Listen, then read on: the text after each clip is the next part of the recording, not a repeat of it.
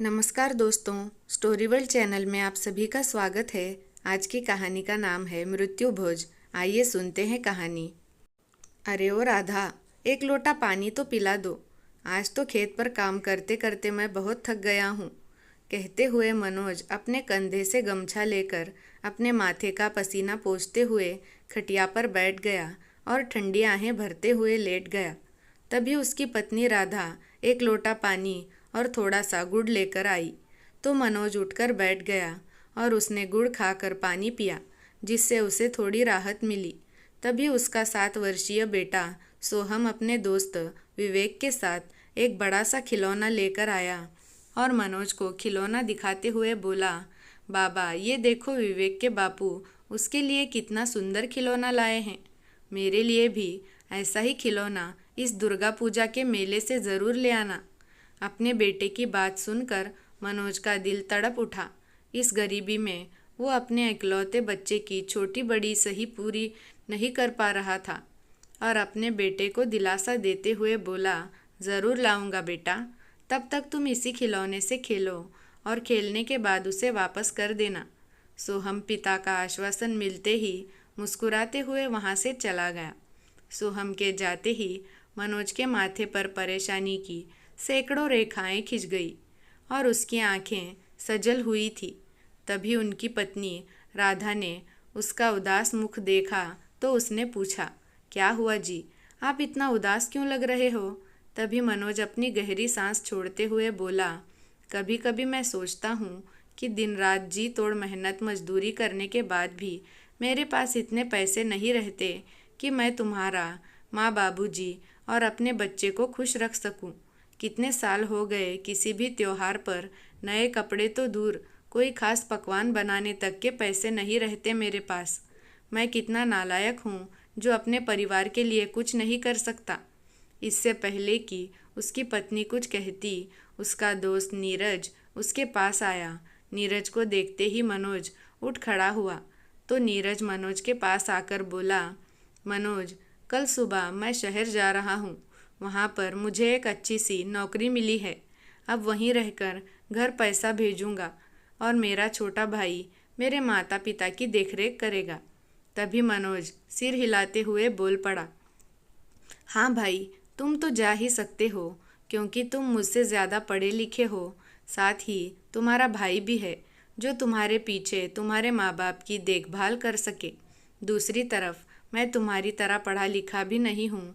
अगर मैं शहर जाना भी चाहूँ तो मुझे वहाँ भी मजदूरी ही करनी होगी और मेरे पीछे मेरे माँ और मेरे पत्नी और मेरे बच्चे की देखभाल करने वाला भी कोई नहीं है।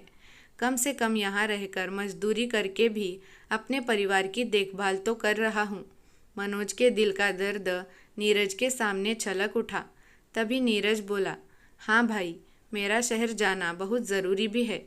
वहाँ मेहनत करके 4 पैसे कमा लूँगा तो क्या पता, शायद अपने गिरवी पड़े हुए खेत को भी छुड़वा ही लूँगा।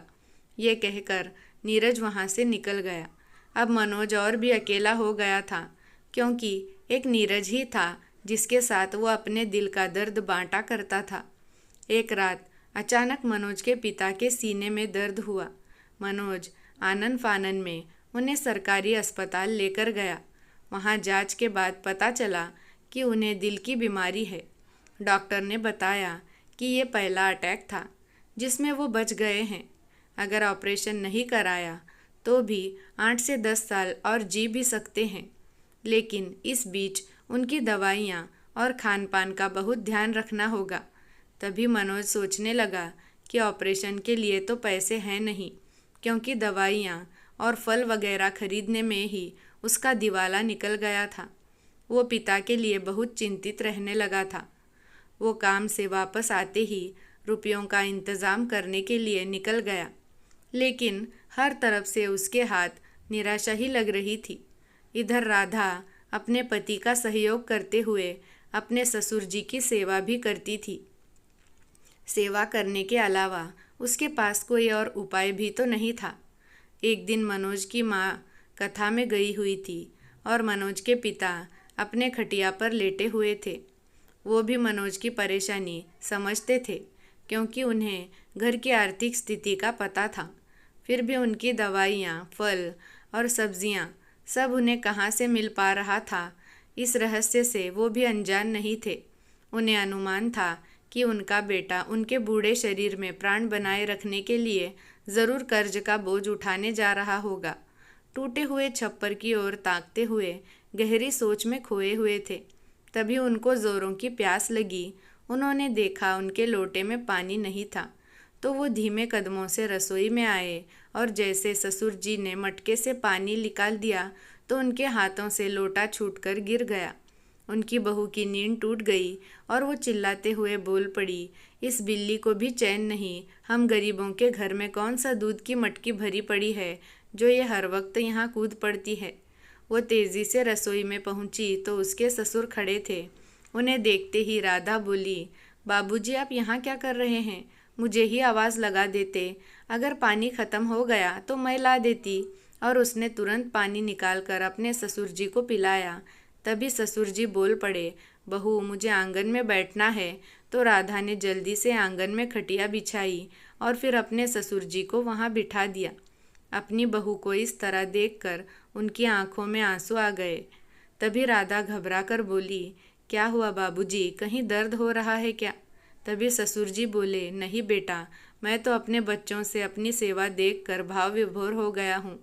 तुम मेरे लिए कितना कुछ करती हो और मनोज भी मेरे लिए कितना परेशान रहता है। अब लग रहा है मैं ज़्यादा दिन जी नहीं पाऊँगा।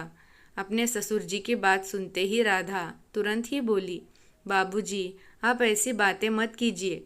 तभी ससुर जी भीगे स्वर में बोले, देखो बहू, मेरे जाने के बाद मेरी आत्मा की शांति के लिए तुम लोग ज़्यादा परेशान मत हो। मैं जानता हूँ गांव वाले मृत्यु भोज करने की मांग करेंगे, लेकिन उसकी वजह से मेरे बच्चे कर्ज में डूब जाएंगे तो मेरी आत्मा को शांति कैसे मिलेगी? मुझे जीते जी शांति चाहिए।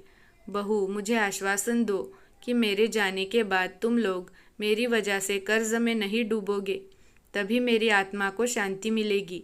इतना कहकर वो आसमान में देखने लगे।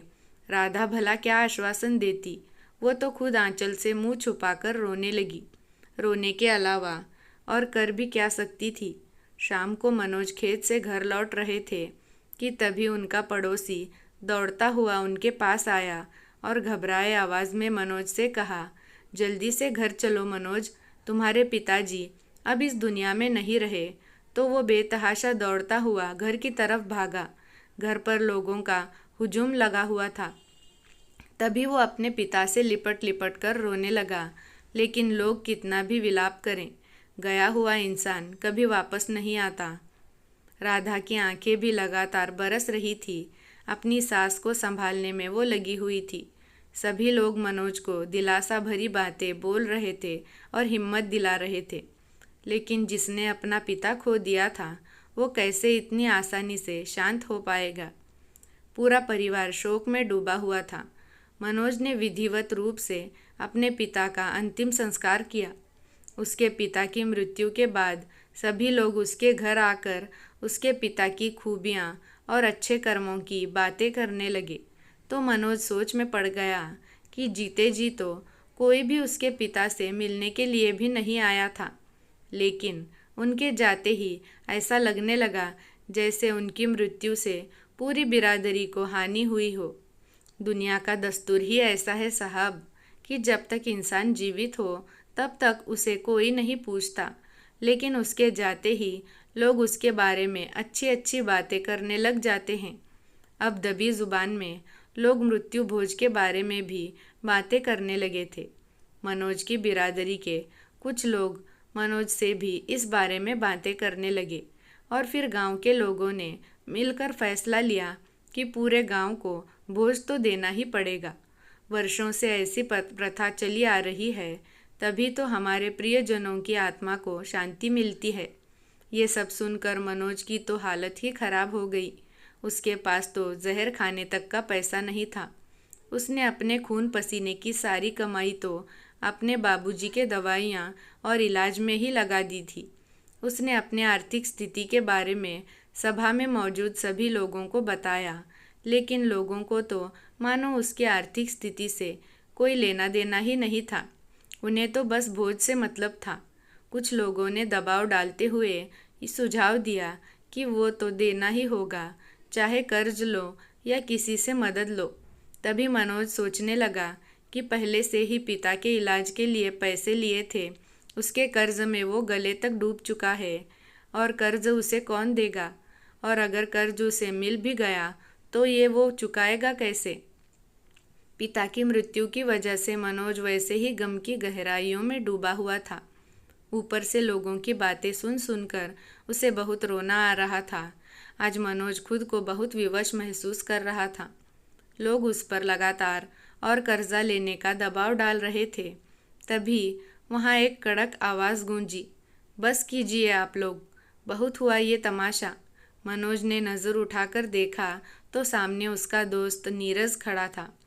नीरज को देखते ही उसकी भावनाओं का ज्वार टूट पड़ा और वो दौड़कर अपने मित्र के पास गया और उसके सीने से लिपटकर ज़ोर ज़ोर से रोने लगा। उसका करुण रुदन सुनकर तो जब अब तक बोल रहे थे उन सभी लोगों का हृदय भी एक बार को कांप उठा। वहाँ पूरी तरह से सन्नाटा छा गया। अब जब मनोज थोड़ा शांत हुआ तब नीरज सब लोगों को देखते हुए जोर जोर से स्वर में बोला, आप लोग आज यहाँ इकट्ठे होकर इतनी बड़ी बातें कर रहे हो, उस समय आप लोग कहाँ थे जब मेरा मित्र अपने पिता के इलाज के लिए परेशान था, उसका परिवार भूखा था, तब क्या किसी ने उसकी मदद करने की कोशिश की?